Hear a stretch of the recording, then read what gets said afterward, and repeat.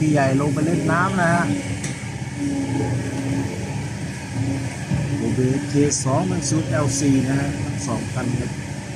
ดูงานคลองรีดสโลปอยู่ล่างเลยนะโอเบเค210 LC มาพร้อมกับพลังเครื่องยนต์ฮิโน่ J05E GTP ครับ155 พลังม้าครับ 2,000 รอบต่อนาทีครับไบแท็ก80 เซนครับโรลเลอร์7 ตัวแคเรียร์2โรลเลอร์8 ตัวแคเรียร์2ครับ8/2นะบักเก็ตใหญ่ๆครับบักเก็ต 1.1 ครับมีให้เลือกถึง 1.2 นะสำหรับ210 LC นะมาพร้อมปั๊มไฮดรอลิกขนาดใหญ่ครับปั๊มคาวาซากิ K7V นะ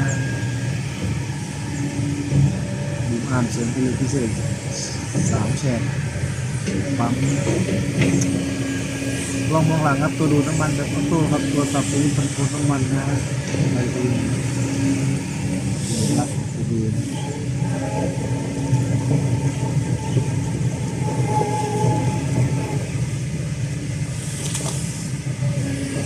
อย่างดูครับ